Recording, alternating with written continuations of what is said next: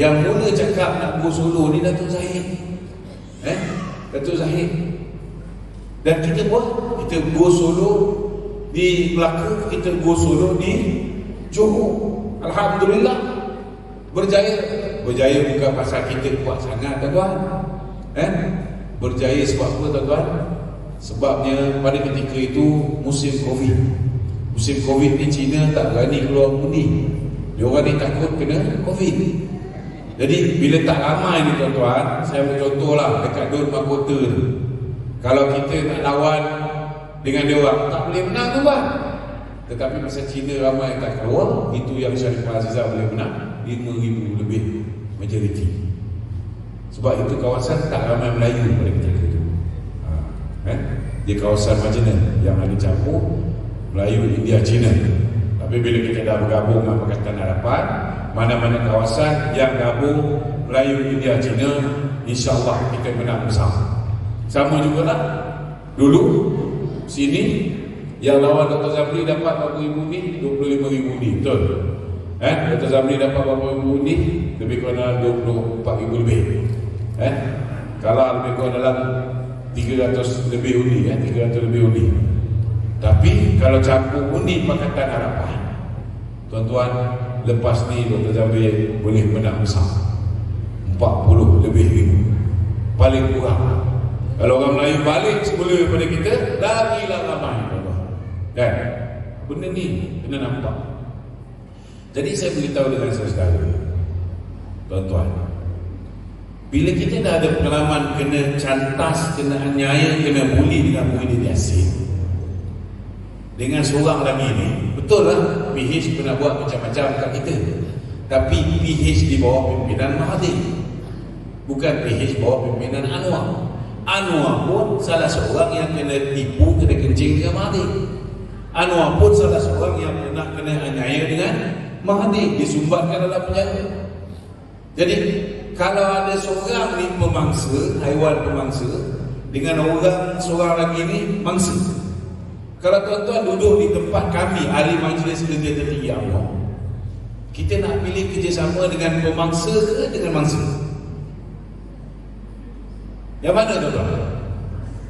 Mestilah kita pilih bagi peluang pada orang yang belum kena aniaya kita.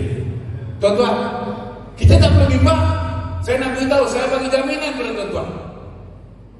Kita pernah tinggalkan Muhyiddin Yassin. Kita pernah tolak Muhyiddin, sehingga Muhyiddin terpaksa bagi kursi Perdana Menteri kepada Ismail Sabri.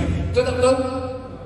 Kalau kita boleh buat macam tu kepada Muhyiddin Yassin, kenapa kita tidak boleh buat macam tu pada Anwar Ibrahim? Kalau Anwar aniaya kita, betul tak? Tapi kita husnuzon lah tuan-tuan, kita bersangka baik dulu, bagi peluang. Tapi kalau tiba-tiba sekejap jalan, Datuk Seri Anwar lupa, dan dia jadi pemangsa dulu, dia aniaya kita, dia bully kita, dan pada ketika itu saudara, saya bagi jaminan pada tuan-tuan, parti kita, ahli majlis kerja tertinggi, tidak akan jadi tunggul kayu. Kita akan pastikan, kita akan jaga kepentingan UMNO di Sehari sebaik-baiknya. Ini jaminan kami di majlis kerja tertinggi. Cuma buat masa sekarang ni, alhamdulillah, kita tengok bosku tuan-tuan. Kalau nak ikutkan bosku ni, sepatutnya saudara, dia kena jalani hukuman. Dia kena 12 tahun penjara dan 250 juta denda. Dia kena jalani hukuman sekurang-kurangnya 1/3. Maknanya dah lepas 4 tahun, barulah dia layak untuk memohon apa yang dipanggil sebagai pengampunan diraja. Tetapi dia baru setahun, Datuk Seri Anwar bantu untuk potong queue. Ni ramai ni orang lain ni, tanah-tanah lain, banduan-banduan lain ni, tuan-tuan, yang dah menunggu lama ni. Tapi Datuk Seri Najib dapat keistimewaan potong queue 1 tahun. 1 tahun dah dapat pengampunan diraja. Memang tak dapat penuh, nak buat macam mana? Bagi dia tuanku Sultan Abdullah, dia mengambil kira pandangan lembaga pengampunan. Lembaga pengampunan buat undi sulit, dan ramai tak bersetuju. Last kali bagi dia putuskan, kita bagi pengurangan. Pengurangan dia apa? Pengurangan dia pertama sekali daripada 12 tahun penjara menjadi 6 tahun penjara. 6 tahun penjara. Yang kedua dia daripada 210 juta denda dikurangkan menjadi 50 juta denda. Tapi tahulah tuan-tuan, bila dapat di keputusan tu, kita orang mau kita kecewa, kita tak puas hati. Biasalah kita anggap Dato' Seri Najib seorang yang banyak berjasa, sepatutnya bagilah pengampunan. Betul-betul jadi bila dengar alhamdulillah, bagi Dato' aku Sultan Abdullah ni pun dia jenis orang yang mendengar juga apa orang bawah cakap. Bila hari yang kita dapat tahu Dato' Seri Najib tak dapat pengampunan penuh, Dato' Seri Najib hanya dapat pengurangan hukuman, malam tu dalam bulan puasa, semua dah start bising. Dan bagi Dato' aku pada ketika itu, saudara, dia dah rasa dah bahan kemarahan orang UMNO. Dan pada hari keesokan 28 hari bulan tu dia buat keputusan kurangkan tu.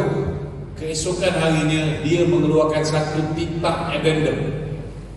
Titah addendum ni saudara, dia memberikan satu lagi pengeringanan hukuman, iaitu daripada ditahan di penjara, dia bagi titah addendum supaya Dato' Seri Najib diberikan tahanan di rumah. Cuma masalah dia tuan-tuan, titah itu dia buat di luar lembaga pengampunan.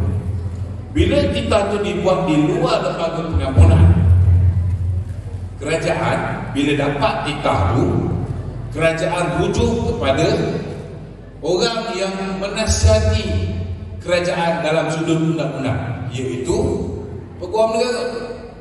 Peguam Negara memutuskan bahawa titah addendum ini tidak sah kerana ianya dibuat di luar lembaga pengampunan.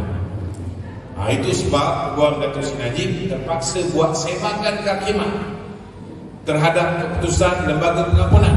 Bukan Peguam Dato' Seri Najib buat semakan kehakiman ini kerana dia tak puas hati dengan keputusan bagi Dato' aku. Tidak. Cuma dia mahu mahkamah untuk mentafsirkan. Kalau misalnya Peguam Negara kata tak sah, tapi bawa pergi mahkamah kata sah, maka Dato' Seri Najib ada peluang mendapat perintah untuk ditahan di rumah. Tapi alhamdulillah saudara, alhamdulillah kerajaan telah pun memutuskan akan bawa masuk dalam parlimen ini. Siapa yang tinggal kurang daripada 4 tahun, maka dia secara automatik layak untuk ditahan di rumah. Tapi dengan syarat-syarat. Ada beberapa syarat. Contohnya semua kes mahkamah lain dah selesai. So Dato' Seri Najib sebenarnya ketika kerajaan buat keputusan ini, Dato' Seri Najib tak layak, sebab dia ada 4 tahun lebih lagi. Tetapi selepas 23 Ogos 2024 yang lalu, Dato' Seri Najib sudah kurang daripada 4 tahun. Dia dah masuk kategori itu. Kelayakan pertama dah ada. Cuma kita tunggu kes dia yang lain ni. 30 bulan ni ada satu lagi keputusan. Ini kalau dia lepas yang tu, kelayakan kedua dia pun dah lepas. So kita doakan tuan-tuan, semoga insya-Allah Dato' Seri Najib akan segera kembali ke pangkuan keluarga dia. Tanah rumah pun tak apa, yang penting kita tanam orang yang banyak berjasa pada negara ni duduk dalam penjara. Betul tak tuan-tuan? Jadi hari-hari kita buat solat hajat untuk Dato' Seri Najib insya-Allah. Jadi bila ada pilihan nak pilih orang yang pernah menganiaya kita dengan Datuk Seri Anwar yang pernah juga dianiaya oleh Mahathir, kita buat keputusan, kita pilih Anwar Ibrahim sebagai Perdana Menteri. Ini pertama.